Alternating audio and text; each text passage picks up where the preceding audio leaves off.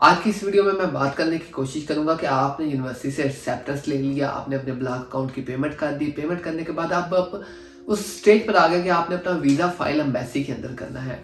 तो आज मैं आपको वीज़ा फाइल का जो पहला स्टेप है बेल्जियम का स्टूडेंट वीज़ा फाइल करने का, वो मैं आपको गाइड करूंगा। बेल्जियम का जो स्टडी वीज़ा है वो बेल्जियम की एम्बेसी जो पाकिस्तान के अंदर है वो डायरेक्टली उसको डील नहीं करती। उसके लिए उन्होंने एक थर्ड पार्टी पार्टनर को रखा हुआ है जिसे VFX ग्लोबल कहा जाता है, जिसे हरूफ आम में काफ़ी सारे लोग जेरी ऑफिस भी कहते हैं, कुछ इसे फेडेक्स भी कहते हैं। हालांकि फेडेक्स इससे थोड़ा सा डिफरेंट अदारा है, लेकिन कुछ लोग इसे भी फेडेक्स ही समझते हैं। तो VFX के अंदर आपने फाइल को सबमिट करना होता है, यानी एम्बेसी की तरफ से जो ऑथेंटिक उनका पार्टनर है पाकिस्तान के अंदर वो VFX है। तो अब सवाल आता है कि VFX की अपॉइंटमेंट कैसे बुक करनी है। और जो ही आपका एक्सेप्टेंस लेटर आ जाए, आपने पेमेंट कर दी, आपका सॉल्वेंसी आपके डॉक्यूमेंटेशन मुकम्मल है, तो आपको उसी वक्त ही अपनी अपॉइंटमेंट ले लेनी चाहिए। और साथ में आपको डेट्स को लाजमी मद्देनजर रखना चाहिए।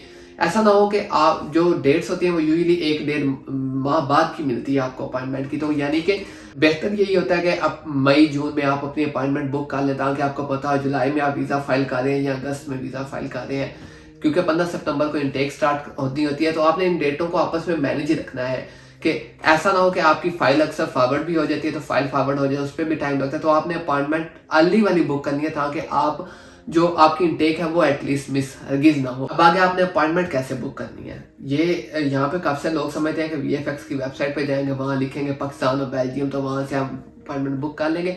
तो ऐसा हरगिज नहीं है। इसके लिए जो डिप्लोमेटिक है बेल्जियम का, उनकी जानब से एक वेबसाइट बनाई गई है जिसे वीज़ा ऑन वेब कहा जाता है। इसका लिंक जो सा है मैं कोशिश करूंगा डिस्क्रिप्शन में आपको दे दूं। इस वेबसाइट पे आपने जाना है, आपने अकाउंट साइन अप करना है। यहाँ पे अपनी जो एग्जैक्ट इन्फॉर्मेशन है वो वहाँ पे सबमिट करनी है। जो आपके स्पेलिंग करेक्ट है वो सबमिट करना है, जो आपका पासपोर्ट नंबर है वो आपने करेक्टली फिल करना है, जो आपकी यूनिवर्सिटी का नाम है वो आपने फिल करना है।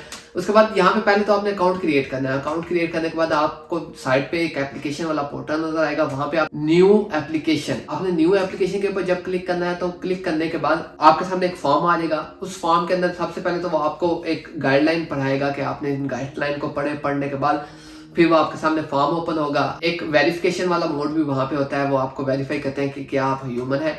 तो उसके बाद आप आगे चले जाएंगे, वहां पे आपने अपनी सारी डिटेल्स एक्यूरेटली फिल करनी है। पैनिक नहीं होना, बेशक एक दिन ले लें इस वीजा फॉर्म को फिल करने पे, ये नहीं कि मैंने आज ही है इसको फिल करना है। बड़ी एहतियात के साथ इसको फिल करें। जो जो डिटेल्स हैं जिसके ऊपर स्टार लगा हुआ है वो मैंडेटरी है, वो आपने फिल करनी ही करनी है। इसके अलावा जो दूसरी डिटेल्स है वो भी आप कोशिश करें वहां पे जो आप दे सकते हैं, जैसे आपका कोई एम्प्लॉयर है, कोई NOC है, या जो भी मामला है वो आपने वहां पे फिल लाजमी करना है।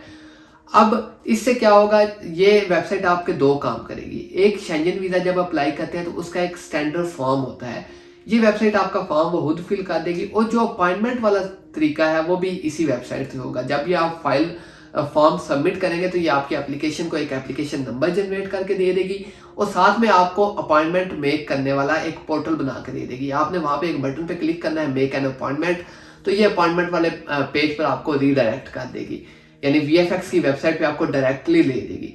आपने डायरेक्टली VFX की वेबसाइट पे नहीं जाना, आपने इस वेबसाइट पे जाके मेक एन अपॉइंटमेंट पे जाना है, फिर आपको ये रीडायरेक्ट करेगी VFX की वेबसाइट पे। फिर VFX की वेबसाइट के ऊपर आपने अपॉइंटमेंट स्लॉट अपना बुक करना है। तो आप अपनी अवेलेबिलिटी के मुताबिक बुक कर लें। मैं आपको रिकमेंड करूंगा अर्लीस्ट करें, लेकिन इतना भी अर्लीस्ट ना करें कि आपके पास इतना टाइम ना हो कि आप अपनी फाइल को प्रिपेयर कर सके। एटलीस्ट आपके पास 2 वीक्स होने चाहिए, ताकि आप अपनी फाइल अच्छी तरह प्रिपेयर कर सके।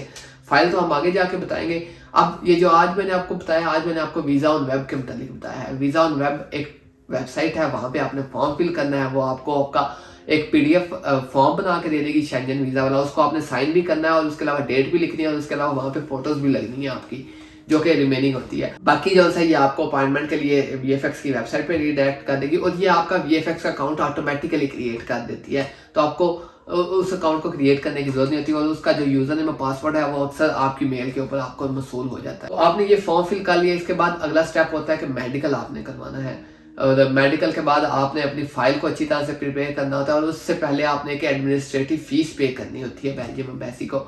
एडमिनिस्ट्रेटिव फीस के मतलब भी एक वीडियो में बनाऊंगा। तो अभी मैं आपको सारा कुछ ओवरव्यू दे रहा हूँ। अगर आपको कोई चीज़ समझ नहीं आती तो आप मेरे साथ इंस्टाग्राम पे कॉन्टेक्ट कर सकते हैं इंशाल्लाह। जो मेरे से होता हुआ मैं आपकी हेल्प ज़रूर करूँगा। तो बाकी अल्लाह की ज़ात पे यकीन रखें, अल्लाह की ज़ात से दुआएं करें अपने लिए भी।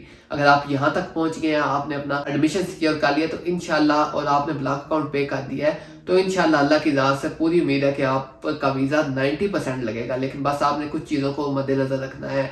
फाइल के बाद हम क्वेश्चनरी के ऊपर भी जाएंगे, तो वो लेकिन वो हमारी अगली वीडियोज़ हैं। तो अगली वीडियो में मैं बात करूँगा मेडिकल के ऊपर कि मेडिकल कहाँ से करवाना है और उसका क्या प्रोसेस है। तो अगली वीडियो देखने के लिए जुड़े रहिए इस सीरीज़ के साथ। तो इंशाल्लाह आपसे मुलाकात होती है अगली वीडियो में, तब तक के लिए अल्लाह हाफिज़।